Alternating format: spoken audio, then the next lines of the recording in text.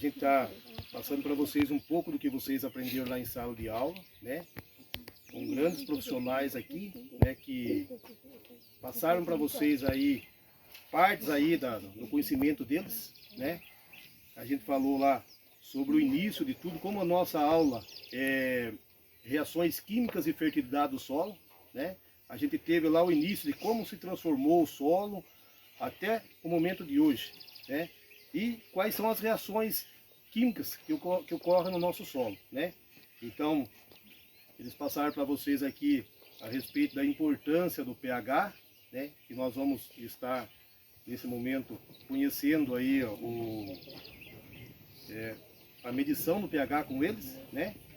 E vocês tiveram aí uma aula excelente desses grandes profissionais aí que passaram para vocês a importância desse momento de nutrição da planta, tá bom?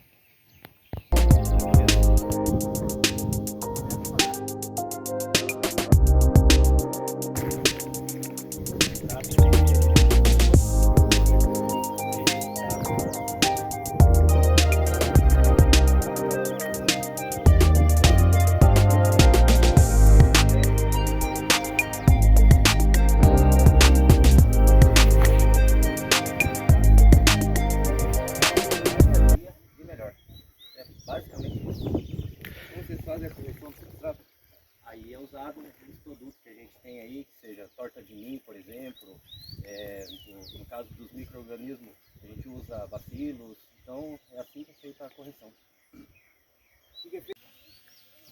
Se você tiver um pH, vamos dizer assim, bagunçado, você vai punhar mais nutriente no solo que tem um valor, né? Hoje em dia o NPK ele tem um preço. Você não compra um adubo assim, num preço fixo de todos, né? Se você tiver um pH bagunçado, você não vai aproveitar, você vai estar jogando fora. Você vai estar jogando nutrientes fora. E tem, imagina um pH ácido mesmo, você joga metade do adubo que você está punhando. Você está punhando uma tonelada, por exemplo, de fósforo por hectare. Você não está punhando uma tonelada, você está punhando 500 quilos. Aí já sente no bolso. Muda a absorção da planta, né, por todos esses nutrientes aí que o Luan tá falando. Então, se o pH não estiver corrigindo no solo, a planta vai se esforçar muito mais para ter que comer aquele nutriente que está ali. Mas então, no caso também, se tiver muito, vamos supor, muito ácido ou muito baixo também o pH, no caso a planta na hora do desenvolvimento ela vai sair mais fraca, vai sair com defeito. Se tiver muito ácido, por exemplo, que daí ela vai elevar muito a questão dos micronutrientes, vamos dizer assim, então acontece, ela compromete ela nem desenvolver, entendeu? Se tiver alcalino, por exemplo, ela é da mesma forma. Tem um exemplo. Mas é esse mesmo cuidado para correção de pH ou não existe? Como que é? Nas mudinhas? As mudas ainda mais. Porque aqui é o que nem falou o Iomar, aqui é o berço, aqui é a maternidade dela. Então ela já tem que começar aqui e o produtor dá continuidade depois. Se ele não der continuidade, também não vai adiantar nada, vamos dizer assim. Mas aqui a gente tem que fazer a nossa parte. O professor meu fala que você tem que entender o pH como se fosse uma alimentação, né? Por exemplo, você gosta de uma carne, um churrasco.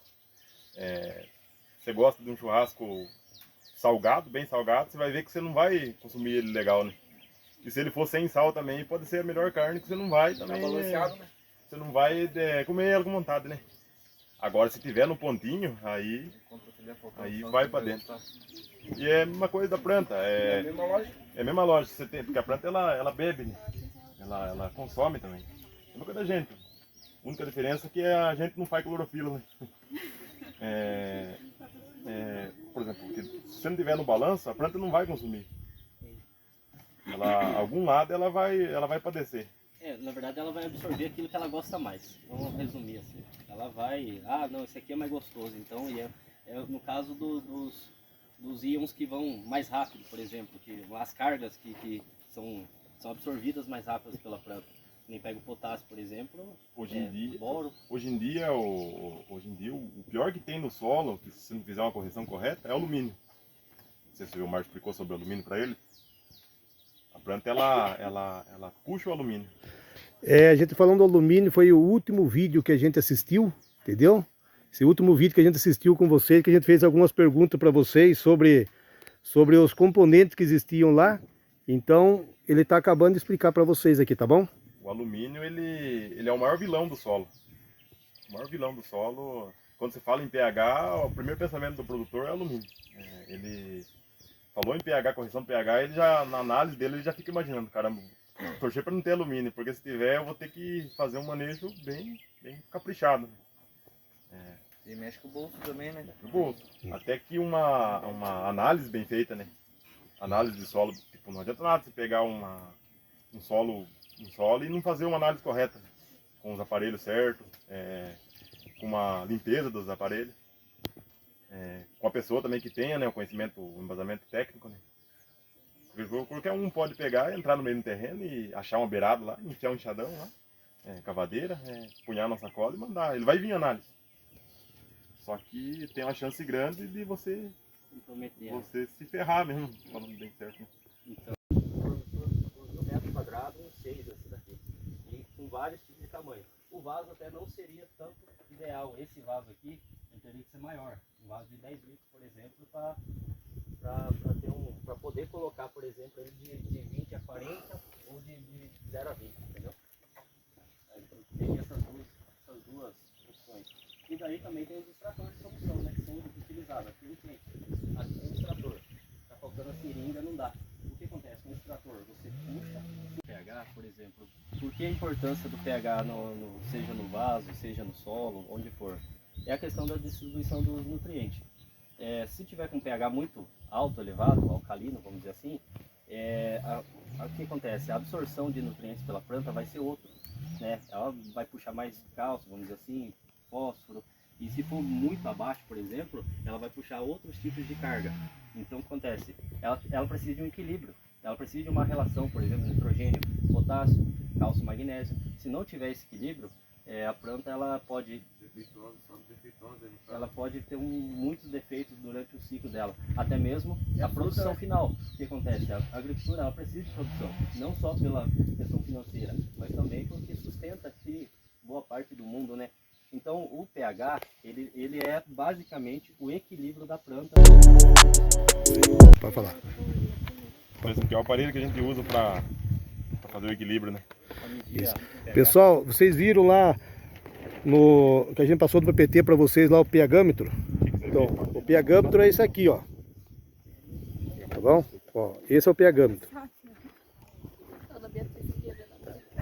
Beleza?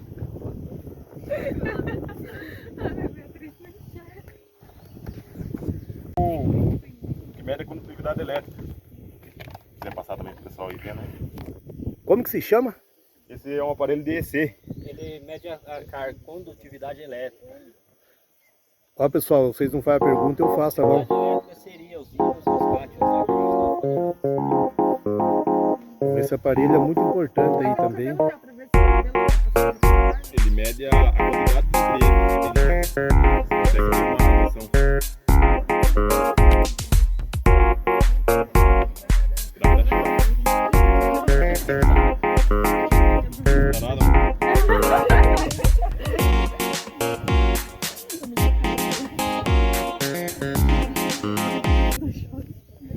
Tem a numeração, né? Igual a Marta falando do pH, né? Por exemplo, a parte de cima aqui ele vai dizer se o pH, como está o pH, né? Essa água nossa deve estar em torno de 7,8. 7,8, 7,9. Ele está bem alcalino. Tá próximo de alcalino. Mas no que acontece que a água fica esse pH tão alto assim? Por conta do quê? Aí depende da fonte, por exemplo. Ou depende da época de muita chuva. Tudo isso pode alterar o pH da água, por exemplo. Até mesmo no decorrer do caminho dela, né? Aqui está dando 8,1. E E ela varia bastante também com o clima. Por exemplo, se pegar um período chuvoso, ela muda o pH da água também. Depende da fonte. Se for água de rio mesmo, ela dá uma mudança.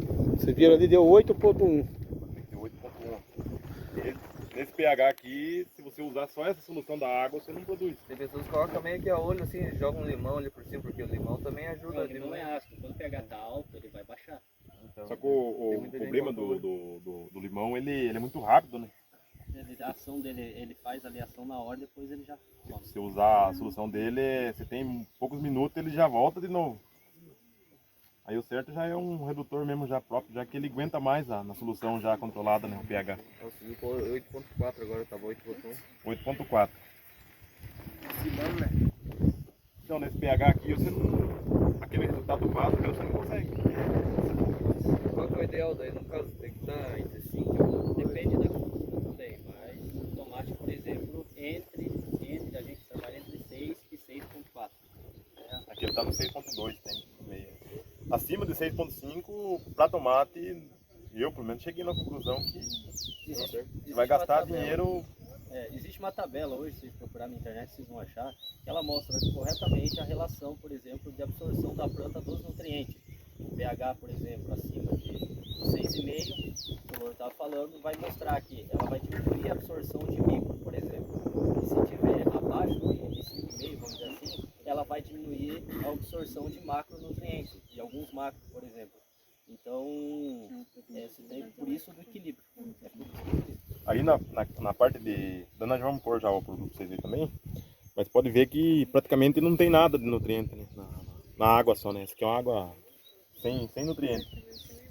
Pode olhar mais de perto, aqui vocês vão ver. Pode chegar mais perto, pessoal, para vocês verem, vocês, tá bom? Quem tem olho na mão também. Se quiser segurar e pôr lá no quarto lá dentro, tá? Mas pra segurar. Tá ligado?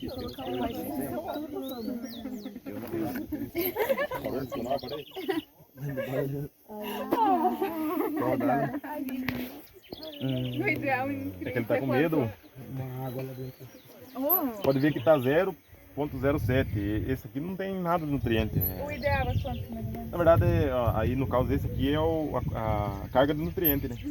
Aí vai depender da fase. Por exemplo, uma planta com 15 dias, por exemplo, de plantio, dá para você trabalhar entre um EC de 1.2 para solo, né? Para vaso até 1.6.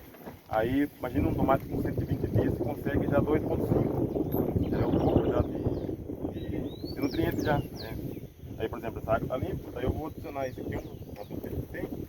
Pode ver lá que ela vai mudar. Vou punhar aqui, vou subir um pouco. Ela já vai começar a mistura. Vou punhar aqui só para vocês terem uma noção.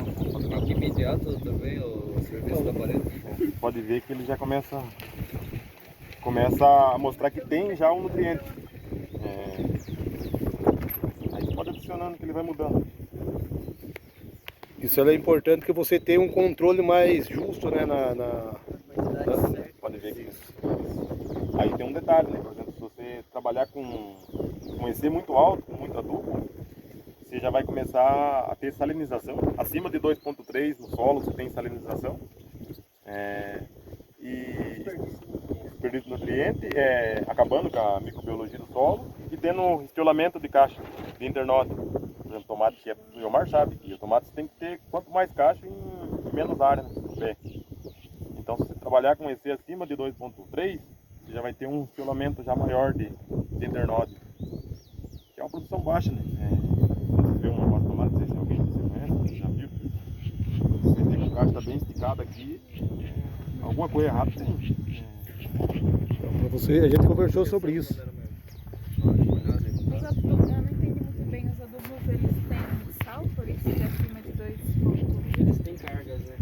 Tem cargas e todos os adubos, igual o 4,14,8, né? É números, né? Por exemplo, 4,14,8. Quem que é bom na matemática? Quanto que dá 4,14,8? Professor de matemática aí, ó. É 18, 26? É 26? Então o restante de 100% é enchimento. Tipo, ele não é só o adubo, não existe. Principalmente o sulfato de potássio, né? O sulfato de potássio, metade dele é sal praticamente. 50% dele é sal. 50% é sal, porque necessita tem sal, né? Não precisa, né? Aí você já tem uma salinização no solo.